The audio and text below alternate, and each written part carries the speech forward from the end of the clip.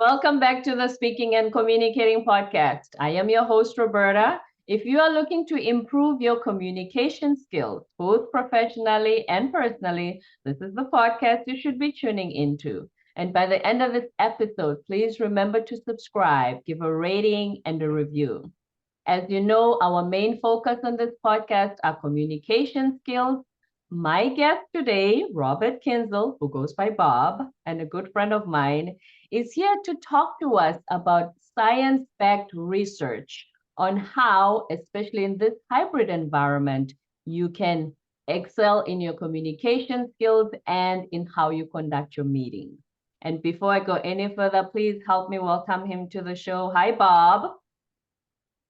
Hello, Roberta. It's always great when people call me Bob because I know they've been my friend for over 6 years. A lot of my clients in Hong Kong, I have not introduced myself as Bob at all, just because sometimes there's security, I need my ID.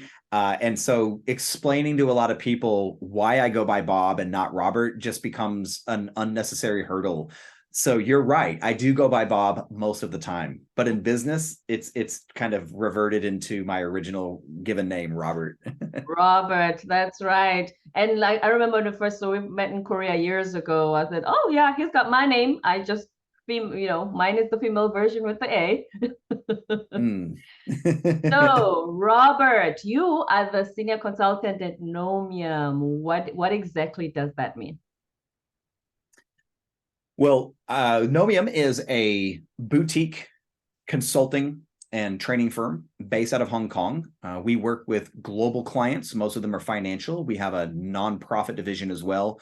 We focus on persuasive communication. We help employees, managers, executives. We help all of them with whatever communication challenges they might be working on. A lot of the topics that we cover are presentation, negotiation, influence. We work on personal branding. We work on training the trainer. So if you have an internal trainer within a company, we might help them learn some of the best practices of being a trainer. We also run a lot of assessments like Hogan assessments or the team management profile by Team Management Systems. Mm-hmm. Let's first talk about persuasive communication. You know how they say in public speaking, you speak to persuade, you speak to inform, you speak to educate, you speak to entertain, whatever that means. What exactly is persuasive communication? Basically, anytime you're talking to anybody in business, you're usually not, I mean, you may be giving people information, but there's a reason they need that information. So we could be emailing somebody, we could be having a one-on-one conversation, we could be having a small group meeting, we could be having a public presentation to a group of 100 people. Maybe we're even talking to people through the media. All of that reflects on us, all of that reflects on our business. And ultimately, we want people to use the information and use the suggestions that we give them.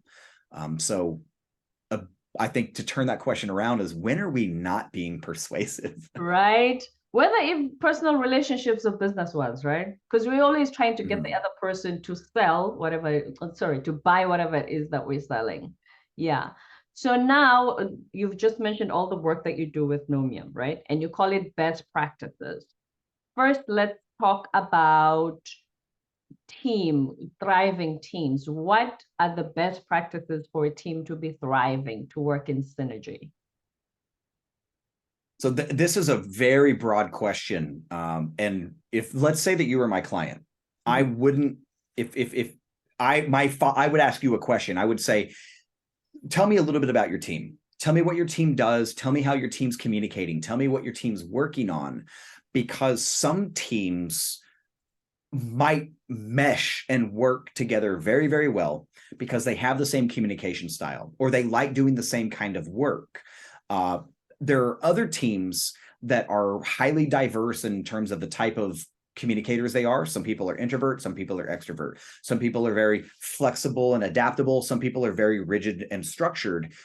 Some people like doing research. Some people like talking to the client. So when you have those types of people in that team environment, they may actually not be communicating and working together as as well as two people who do have a similar style. Mm-hmm. So ultimately, what we would want to look at is for a team to be a highly functioning team, what are people's work styles? What are people's communication styles? And when they're different, how can we identify those differences and respect each other's differences? Just because they're going to, if they make sense to somebody, they're easier to work with. If I get emails late at night from somebody asking me for information, that might bother me. But if I understand their situation, maybe they're working in a different time zone that week. Maybe there's a deadline that they're working towards at 6 a.m. and I might be much more forgiving of getting late night emails in that one instance. Right. And as you said, time zone. So we have been pushed to mostly a global hybrid environment since COVID, obviously. So let's talk about, first of all, we are in this, everything is on Zoom. What are some of the do's and don'ts of, because apparently a lot of people complain about the fact that since we're on Zoom, everything's a meeting. I don't even have time to do my actual job. We have meetings from 8 to 5 p.m. What are some of the do's and don'ts? First of all, let's talk about having a Zoom meeting. So yeah, if it's just Zoom, let's say it's purely virtual, everybody's going to be online. Especially if we're a meeting leader or a facilitator, but even if we're a participant, some of the things we need to do is be ready to be present. We want to make sure we have the basic hardware. Are we using a webcam? Ideally, the webcam is, around eye level instead of kind of looking up our nose from below on the desk. Mm-hmm. We ideally want to have some kind of external headset or wired microphone or Bluetooth, just because the easier it is to see us and the easier it is for us to hear us, the easier it is for people to continually participate. It's easier to focus on. It's just more comfortable to listen to. And when you can see people recreating eye contact, and we see that people are not over here doing something else on the side or their cameras off, it really does create that team engagement. And there is no perfect replacement for face-to-face, but the technology is getting us much closer if we're willing to use the right technology. So that's the first thing, just having the right tech set up. The second thing would be knowing why we're going to that meeting. And this isn't just about Zoom meetings either. Any meeting, we need to know what those objectives are. We also need to know that it's important for us to be there. The reason so many people are multitasking, turning off their camera, just not listening, it's because they're doing other work because they want to be productive. If we get invited to a meeting, or maybe not even invited, if we're told to go to a meeting, show up, yeah. And we don't know why, we don't know why. If it's not relevant to me, why should I be fully present with my camera, with my audio? And why should I even, if I've got client emails, I probably should answer those because I feel the meeting's a waste of time. Wouldn't that be considered insubordination by your manager, your leader? So let's talk about multitasking on virtual. So about 70% of people, we'll start with the low number first. Let me go back. 40% of people have admitted that they multitask often or all the time in their virtual meetings. Now, that 40%, that may not be a default on the individual. That might mean they are actually being productive because they're being forced to go to meetings that they shouldn't be in the first place. Or they're invited to meetings that maybe they do need to be in, but the meeting organizer didn't make it clear why they need to be there. It's not clear. They think it's a waste of time. So that's why people are multitasking. 40% of people are multitasking heavily. Now, another 30% said that they multitask moderately or sometimes. So you've got 70% of people in the business world, and in the surveys that were conducted, 70% of people say that they're multitasking either sometimes or a lot. The other 30 people that say that they're not, we call those liars. I'm about to say, are they being honest?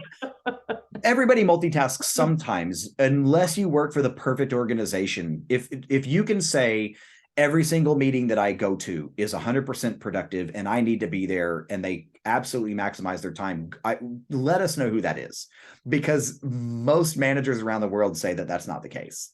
Speaking of those very managers, do you think the reason they've set up so many meetings since everything going virtual was because it's almost like an indirect way of making sure that people are being productive, which is the complete opposite? The effect is the complete opposite, but they always feel like seeing people on screen makes them think, oh, they're still working. They're not napping at home just because they're home. Yeah, I think there's two good ways to look at this. What you said absolutely exists. When the pandemic hit, people didn't know how to manage virtual teams. Employees didn't necessarily know how to, work from home effectively, especially if they even get, family members running around, or even pet dogs and cats sometimes. Yes. But managers often didn't know how to create good remote working environments. So if they're having constant meetings, or even worse, they're putting tracking software on people's computers. I heard that. Yeah, this became a big thing in the United States. Now, a lot of countries around the world, huge like law violations, or if it wasn't a law violation, it is going to be, or it did become one. That wasn't the norm, but that results in, whether it's meetings or software tracking, that's because there are managers who are not evaluating what their employees are doing at the end of the week, maybe, versus they want to have them accountable. But all that means is that those people, when they go back in the office, when they sit in their chair in their cubicle, they're also probably not getting much done either. They show up at work to be present and visible, but it doesn't mean they're actually doing good work. And actually, so the remote work models and the hybrid work models that we're now looking at in 2022 are showing that when people want to be remote workers, or they want to be hybrid workers, they are absolutely more productive. They do get more done. When you force somebody back in the office, or in some cases you force someone to work at home, if they're not in their ideal environment, they simply don't have as much attention to detail. They don't have as much attention to sitting down and focusing on their work. So I know I mentioned that was a two-part kind of way to look at it. That's the first one, is people didn't know how to manage, and sometimes they still don't know how to manage in those remote or hybrid environments. But let's go back before the pandemic. The second way we can look at this is that the number of meetings that companies were having before the pandemic was already too high. And the number of managers that said a majority of their meetings are a waste of time was also too high before the pandemic. Before people, I mean, sure, there were some people doing remote work before the pandemic, but most people was mostly at the office. Yeah. But even in that office, there were already too many meetings. And that's the silver lining of this pandemic. A lot of companies that want better efficiency, they are analyzing, what can we do moving forward? Our meetings were broken during remote work, but they go and they say, our meetings were broken before remote work. Now, as we're going into this hybrid environment, or maybe we are returning to the office in some companies, what can we do to have some kind of learning? What can we do to have some better meeting practices moving forward? That is true. So you released a book earlier this year titled Hybrid Live Guide. Would you like to talk to us about that? Absolutely. So even before this year, before 2020, Knowmium and myself as well, we have been working with remote teams. We've been doing virtual training. So the pandemic was 99% bad. One of the 1% that was, helpful was getting people into virtual work, getting people into remote work, because for some people it is better. And we were fortunate to be able to help our network and a lot of our clients get up to speed on how to have productive virtual training sessions, how to have productive virtual meetings, how to leverage software. Instead of having meetings, what can we do to leverage software where we can still communicate without everybody logging into Zoom? So we not only were we experienced with that, but we worked and we developed and we learned from other great people around the world, other trainers and consultants around the world.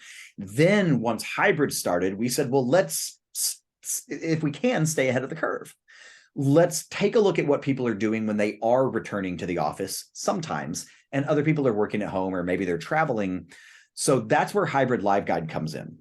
It's what can an individual do to set up the right hardware and software to run meetings and training sessions where some people are in the same room and some people are scattered around the world, or they're joining through Zoom or Microsoft Teams or whatever you're using.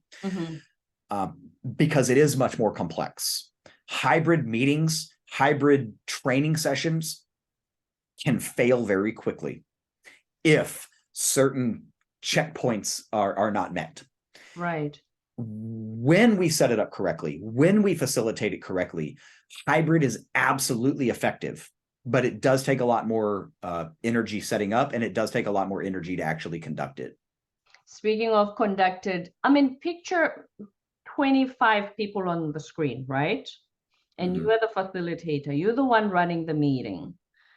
One moment you have to do your job and, discern whatever information you're giving, but at the same time, do you have time to actually check if everybody's engaged, looking at their eye contact, if their camera, they're looking, into the camera, or as you said, because you can see if the eyes are moving towards multitasking, as you said earlier, the 70%. Is that possible, or should not that be your focus and just focus on what you need to do in a company? No, I do believe either the facilitator, or maybe you have a co-facilitator or producer. Somebody does need to be in charge of making sure people are engaged and paying attention. If people are not engaged or paying attention, it's possible they either weren't ready to be engaged and pay attention. They thought it was some listening only experience, or something's wrong with that session or that meeting. And when I say wrong means maybe I haven't given them enough to do.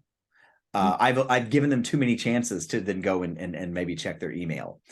So let's talk about virtual only for a moment. If it's virtual only and I've got 20 or 50 people, I absolutely, with my personal experience, I am comfortable running that on my own, and I can see the Zoom screen.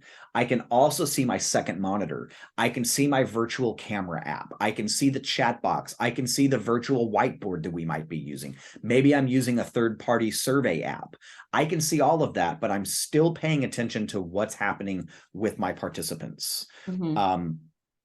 And in a hybrid session, it becomes much more difficult with only one person, because now I've got over here 20 people face to face, and then I've got on one of my monitors in that room 25 other people. I'm balancing that attention back and forth. That's what I mean. It's much more complex to actually run it, because there's so many things to pay attention to when you add those two different groups, virtual and face to face.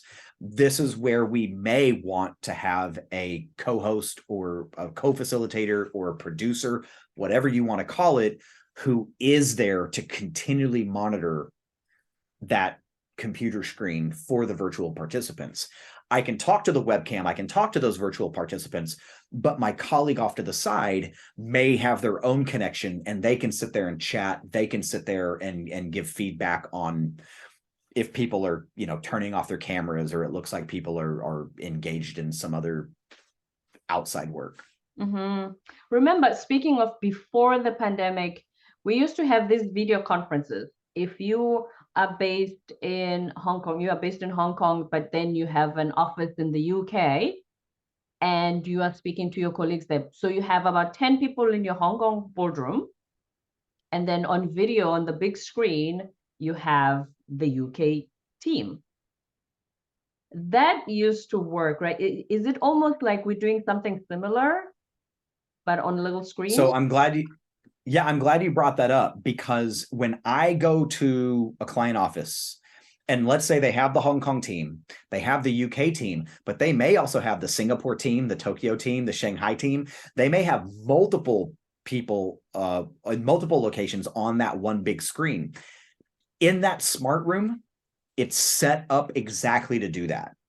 If I can do a hybrid session in a smart room, that saves me 50% of my setup. When I don't do that, I often have to either bring in or arrange to have brought in multiple computers, multiple webcams, multiple microphones, multiple tripods. There may even have to be lights brought in. There's a lot. And when we talk about smart rooms, the audio has been set up where the audio is all through one central system.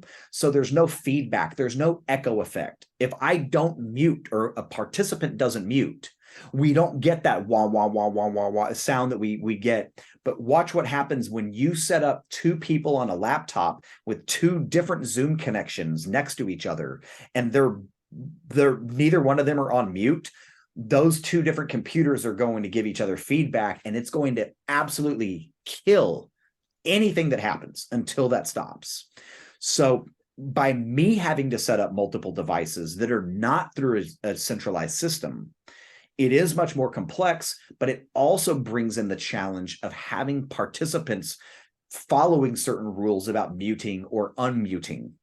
Because if they don't, unless I bring in some very, very professional system, it is going to give that audio feedback. So going back to the book the Hybrid Live Guide book, that book is set up to where anybody with what's often personal equipment could set up a hybrid environment.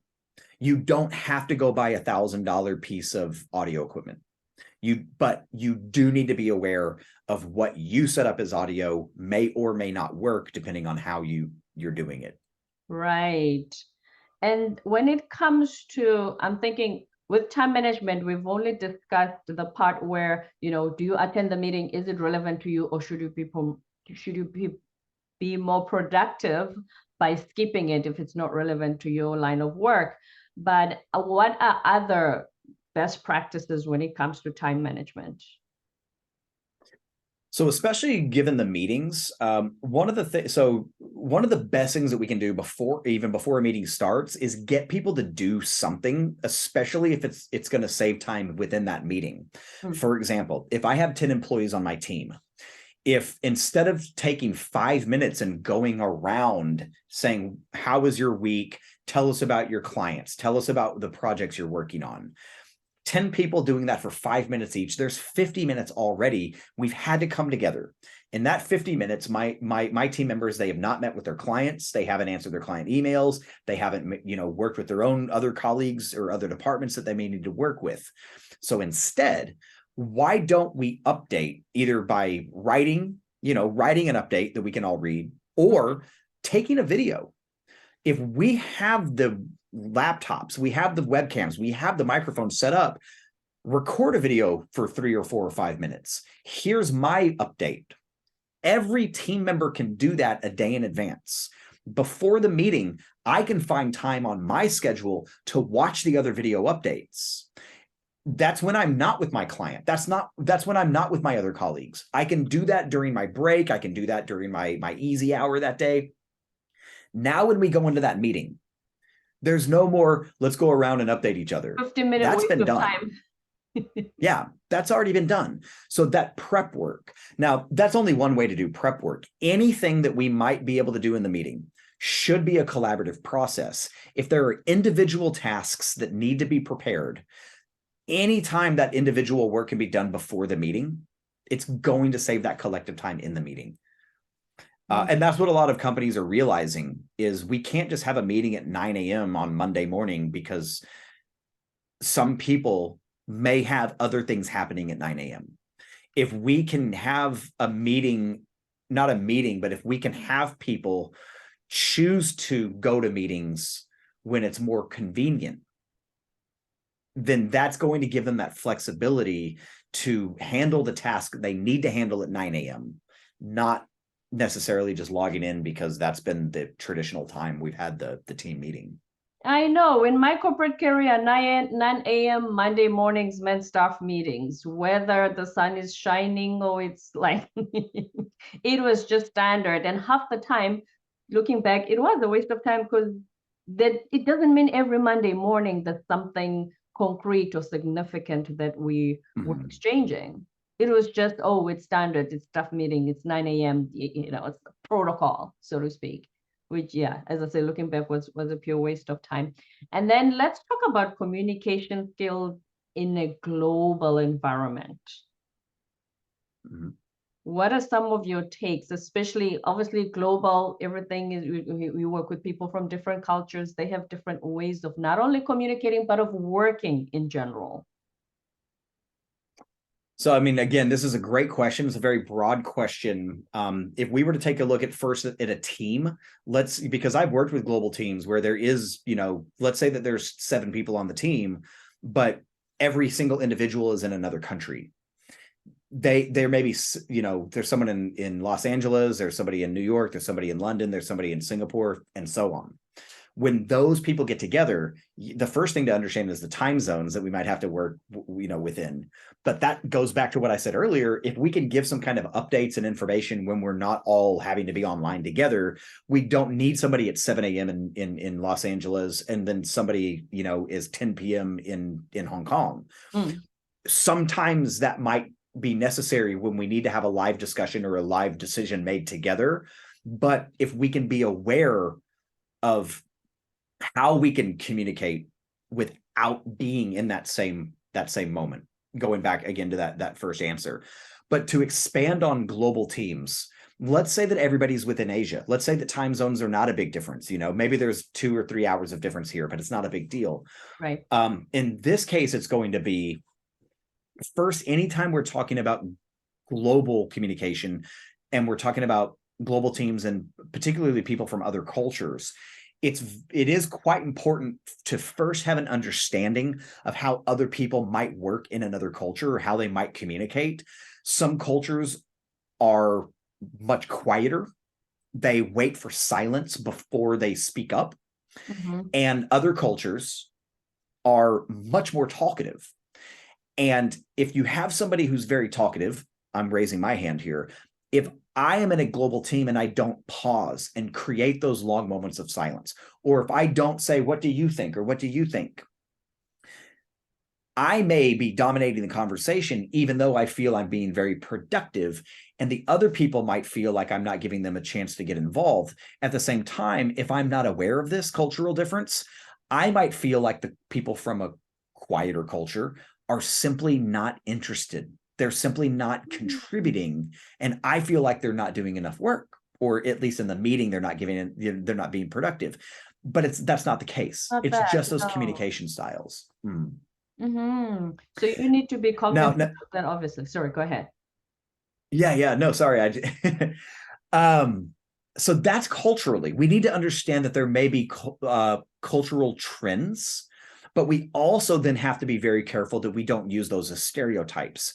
Just because somebody comes from a quieter culture doesn't mean they're going to be a quiet person. No.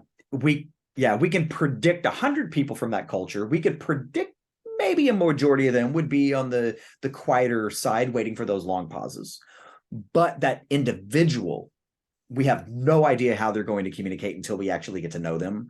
And then that gets into the next third big piece of the puzzle. What can teams do, especially when they're forming? What can they do to understand individuals' communication and work styles? And that goes back to something that you raised at the very beginning of this interview. What can teams do to learn about each other, their preferences, their pet peeves, and their annoyances? Can we make a team like a team communication charter? Sometimes we call that a communication contract, where we say, here's something that I hate, and here's something that I love. Let's go around and let's talk about this. Here's something I'm going to ask you don't do. And here's something that I love to do. What does everybody else think about that? Because if we may not get our way. For example, if I say no emails after 5 p.m. because that's just my preference, maybe everybody else says, hey, there's 8 people who say I agree with that, and we can all agree. And there's 2 people that say I love emails after 5 p.m. But those 2 people might agree, listen, the rest of the team doesn't want it, so I'll do my best not to send emails after 5 p.m. However, if I'm the only person that says no emails after 5 p.m., I have to also respect the fact that the rest of the team may not quite work that way. But that's the thing is, are we even talking about this? Are we taking time to talk about this? Whether the team's formed or sometimes teams have been working together for years and they need a refresh. They need to sit down and say, we do have some communication challenges in this team. Let's sit down and create an open conversation about what's working well, what's not working well, but also the individual preferences that we may need to bring up. You said that your company sometimes trains the trainers in those companies. What have you found? Because some companies complain about the fact that, we do all this training, but everything goes back to normal. It's like going to a motivation, escape to a Tony Robbins seminar for 5 days, and you feel like, oh, I've changed. And then 2 months later, you're back to your normal self. What makes a team training session have a lasting impact and things really change for the better? So again, two ways to approach this, because there's more than two ways, but here's the two key ways. The first one comes from something that I learned. One of my certifications is in Brinkerhoff's high performance learning journeys. And what that means is that when you want behavior change, whether somebody's an office employee or somebody's, working in a factory, whatever job they're doing, if you want to see behavior change, it can't be a one-off training.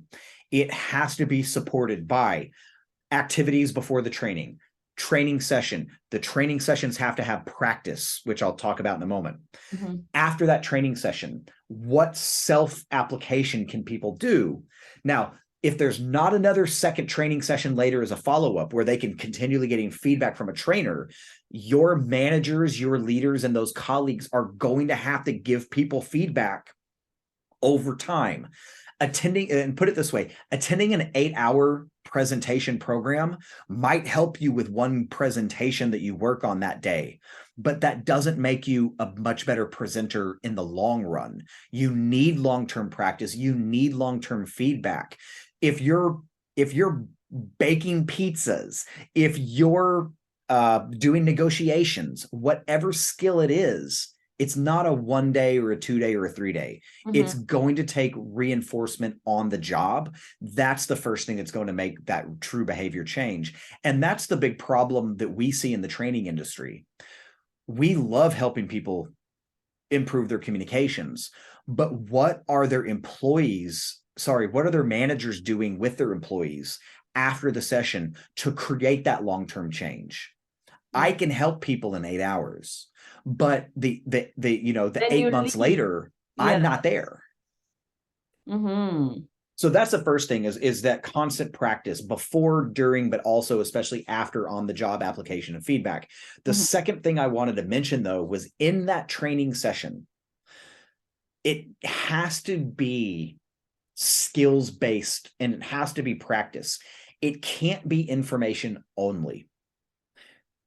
And again, we can read a book, we can watch a movie all day, but it doesn't make us better at that skill.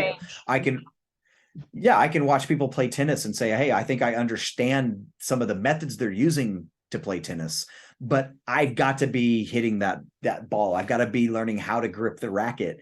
And that's really key. The information that needs to come from me, some of that might come before the program ever starts. They have some of my clients, the participants have 2 weeks in advance to read, to submit ideas, to do maybe some kind of online activity. That sets it up to when we come in, yes, I'm delivering information, but we're going to get down to actual communication practice. You're going to give a speech. You're going to practice a negotiation. You're going to do like networking introductions in small groups. You're going to do email writing analysis, whatever it is, that skill's going to start pretty quickly in that session. And ideally, maybe, even half the time they're doing something and they're not listening to me. They're listening to each other, or they're doing something on their own. So by the time you come, they are even mentally prepared for what you are going to come and train them for. Ideally, yes. Yeah. That also takes that personal motivation, or sometimes that takes the authority from their company. Some of our clients, they don't require people to turn on their webcams in virtual training. And I'm sitting there going, they're just going to multitask. Like, they're going, if their camera's off, they're going to multitask. Other clients that I have say everybody will have their camera on and everybody will do the pre-session activities. And sometimes I say, hey, would you like me to build in some checks for that? For example, if they submit something, would you like me to ask for their name? That way we can see who hasn't done it. And 2 days before the session, I can contact them, or their manager can contact them and let them know. This is not meant to be a passive listening experience. No. In order to fully participate, these are the 3 tasks that you'll need to finish. And we're still waiting on your results. Because otherwise, like I said, then it's not effective in the long term. It was just a waste of 8 hours for that person specifically. And then negotiation. It seems as though we live in a culture where when negotiating, everybody's always trying to see what I'm going to get out of you. That's my approach when I'm going to negotiate with you. What am I getting out of it? Is that the right perspective when negotiating anything? That's half of well, not even half, but that's kind of, we wanted to say half and half. That's half. The other half would be, what can I do to help the other side? And because what can I get out of it, but what do they want out of it? And what can I easily give them that might be helpful for them?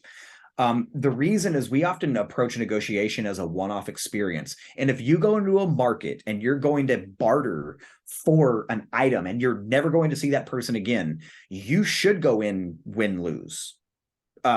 You do want the best price and you never have to see that person again. But if you have a business relationship, if you have a client or you're business to business, if you want a long-term relationship, if you approach it win-lose and you win, that other side probably doesn't want to come work with you again because you did not have any of their interest in mind.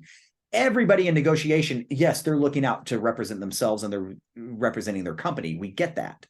And we both know that. Both sides know that. But the 2 sides that go in and say, let's see what we can do where it's easy for me to help you and it's easy for you to help me. There may be times I have to say, no, I can't give you everything you want, but I'm at least going to consider it. And maybe we need to find some creative ways because we came in here talking about price, but when we left, a lot of what we negotiated, some of it was price, but some of it were some other features or other resources that we actually didn't even know we were going to be discussing that day. So be open to creative ways of the give and take process and not just thinking about the price, as you said. Yeah. And it's oftentimes where, yes, I know price is often what we're negotiating in business, but let's think about something that, I think most people would be familiar with. Let's think about 2 businesses. You've got a major shoe distributor, like a global shoe company, and then you have a single shoe like company in a city, right? You've got global business and you've got like a mom and pop shop, right? Right. So yes, you're negotiating for the price of the shoes that you're going to be. Let's say you're the buyer. You're contacting this global shoe company and you want to buy a certain amount of shoes for a certain price, and you're negotiating that price. However, there's a lot of other things that could be involved if we brought it up. For example, first of all, the ongoing long-term relationship, which could turn into, better customer service or better business to business service. You also have shipping times, you have shipping cost, you may have warranties. But what happens when somebody opens a shoe store? They may need to do some advertising that cost money. The global business already has advertisements. They have PR. They have things that certain smaller store might be able to use that saves them money, but it may also help the global shoe store in their advertising. Quick example. If I asked for a 10% discount on an order of shoes, and the other side said, I can give you a 10% discount if you can put our shoe company's signs in your window. So we're giving you a discount, but you're also doing some advertising for our particular global brand. The other side might say, you know what? That's actually, I'm happy to do that because not only am I getting the discount that I wanted, I want big signs from big global companies. I have materials that I can give. I have, whether they're paper flyers or whether they're just, QR codes that link back. Those are things that my customers want when they come into my store. Mhm. Those are freebies that I'm getting. And what does that cost that global company? Not much. No. So it's not only about price, but there's so many other resources that might have benefits for either one side that's easy for the other side to get, or sometimes there's resources that actually do help both sides. Mm-hmm. And we just mentioned something here regarding price. When it comes to, LinkedIn lately has become, I don't know if that's my experience or it's general, especially if your page with Knowmium, you have a lot of people who say, oh, I love your work because of based on what you post. I love your work. I think I can help you. They use the word help. I can help you do this with your podcast. I can help you this. It's become such a sales-driven network. Do I have a problem? Is it a problem that I have a problem with that, or am I being abnormal or unreasonable? It's the nature of the beast. You're going to always have, it could be LinkedIn and people are contacting us asking to, to do work with us. They obviously want us to pay them to do something for us. But let's imagine that let's take LinkedIn out of the equation. Let's go back to the single shoe store. You may have somebody that walks in your shoe store one day and they say, hi, I'm a local advertiser. Hi, I'm a local newspaper salesperson. Here, I would like for you to pay me money and I'll do the service for you and I'll help your business. That's still, just because it happens on LinkedIn, it's been happening before LinkedIn. But here's what's actually, I'm glad you brought this up, Roberta, because this is something that Knowmium, as a whole, and a lot of the people within our bigger network have been doing. It's actually been helping people first and not asking for money at all. I'll give you a few examples. There are groups, and some of them are private group chats. Some of them are public groups where professionals can go and have these conversations. During the pandemic, somebody might say, hey, has anybody tried this software app? Hey, has anybody tried this feature on Zoom? How did that go for you? Now, I'm a communication consultant, and there's somebody else who's a communication consultant, and the world might see us as competitors, but we have our own unique styles. They might specialize in one thing, I might specialize in another. Now, if you go into this saying, I'm this consultant and everybody's my competitor, it's going to be hard to have that bigger network. But I can tell you that by having conversations and giving recommendations, doing free webinars and doing collaborations with people, more often than not, those people are later sending people where they say, hey, I have a client that I've been working with. They wanted something that I either can't do because of my schedule, or I don't feel like it's my specialty. Would you like to have a conversation with them? So that's not an immediate turnaround, but by spending, time after time, or, in the long term, creating networks where you're helping people and other people seem to be helpful as well, that does turn into the long run of different connections. And if somebody helped me and answered some of my questions or spent 30 minutes with me, right, and something came up in the future with one of my clients, who am I going to think about first? It's that person who's helped me. Yeah. Relationship building. Absolutely. And when we talk about business to business, so when you talk about people contacting you saying, hi, I'm an advertiser, I can help your podcast, whatever, that person's giving you a sales pitch, but what has that person ever done anything to help you or offer to help without any kind of payment? It's the first time I hear from them. You know how on LinkedIn you send a connection request to someone you don't know? Sometimes it says, write a note and give Roberta a reason why you want to connect with her. Because I don't know them. We've never spoken, nothing. So that is, the sales pitch is in that note that is asking for the connection request. Absolutely. And it happens all the time. I'm not disrespecting anybody's hustle. Please don't get me wrong. But I just feel like we've become, especially with everything going online, we've become just the culture of, I want to do this. What are you going to pay me? But speaking on that, before you go, Bob, first of all, Robert. Thank No, you but I so love much. Bob too. There's Robert or Bob are both okay. Other variations are not okay, but those two are great. I forgot that this is a podcast where I'm supposed, I'm supposed to call you by your government name, but we've been friends for a long time. It just things out of me. I wanted to just quickly mention your two other books before you go and ask for your social media. Absolutely. So Knowmium.com, which I'm sure you'll put the link in there, but know as in knowledge, know MIUM, we're the element of knowledge. So Knowmium.com, we have on the landing page toolkits, and you'll see hybrid live guide. You'll see radically remote, which is our virtual communication and virtual facilitation. There's a free book. There's over 75 online activity guides. What that means is if you're running a training session or if you are a manager just holding a meeting, what are some interactions you can have over Zoom that are interactive and get people either thinking or talking or just engaged? We also have a ton of video walkthroughs.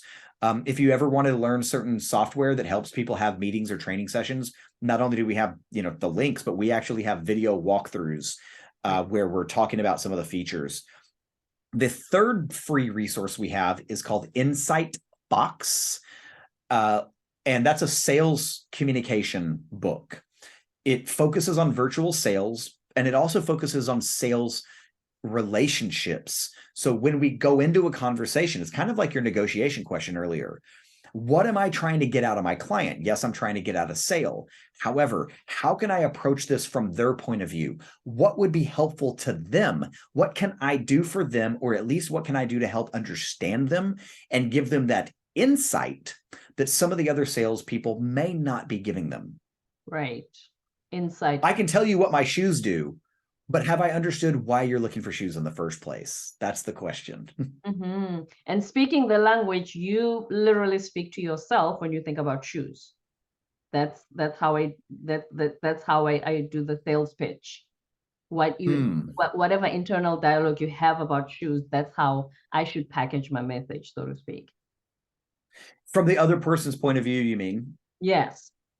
Yeah, absolutely. Because yeah, absolutely. And I mean, and that comes down to a lot of, questions and listening, or it comes into the long-term relationships that we form. Right. We may not make every sale, but if we make people comfortable to do business with us, if they're comfortable telling us about what they need, they may or may not buy from us just based on price. But I might be the first person that they come back to because they say, Robert's the person who's not trying to pitch me right away. Robert's the person saying, well, what do you need? I don't want to pitch you something that you don't need, but that's what a lot of salespeople have done in the past. Mm-hmm. That is very true. Before you go, please give us some last words of wisdom. If there's anything I never asked you that you wanted to share today that you think is valuable. Oh, that's a great closing question. So I would say this: every single person, whether they're a manager, an employee, whether they're a trainer, whether they're a public speaker, every single person has their own style. We can all go, we can read the same books, we can watch the same webinars, we can take a lot of the same courses. And that's the first step. But ultimately, we're going to have to find our own style. And that style goes back to figuring out what's going to work best with some of our clients. And if we're a manager, our employees, adapting what we know to the style that works best for us, but also continually focusing on the other people that we're working with. That's really some of the bread and butter of success. And again, I can read the same, news article that you read, and we can have absolutely two different perspectives and two different opinions on it. And that's totally okay. The facts didn't change, but how I might use those facts and how you might use those facts, we need to be adaptable. We need to understand each other's perspective, but then we also need to be able to be flexible and say, here's different ways to use this information. Words of wisdom from Robert Kienzle, the senior consultant of Knowmium, a Hong Kong-based company that specializes in communication skills, training, and leadership coaching. Thank you so much for being here today. Thank you so much for having me, Roberta. I do look forward to when we can have another face-to-face meeting. Sure. Yeah, but the virtual one has been excellent. You have shared some great insights with us, and we really appreciate you. Thank you for your time. Don't forget to subscribe, give a rating and a review, and we will be with you on the next episode. Before you go, do you want any other content to give us any other contacts on social other than knowmium.com? Anybody and everybody is welcome to look me up on LinkedIn. I do post what I think is helpful information. Also links to other, events or free resources that are going on. I have quite a few articles that I've written. My most recent article was about multitasking and how you can, as an individual, reduce your personal multitasking if you want to focus more in the meetings that you attend. I'm going to put in your LinkedIn URL as well. That's excellent stuff. Thank you so much, Robert Kienzle, everybody.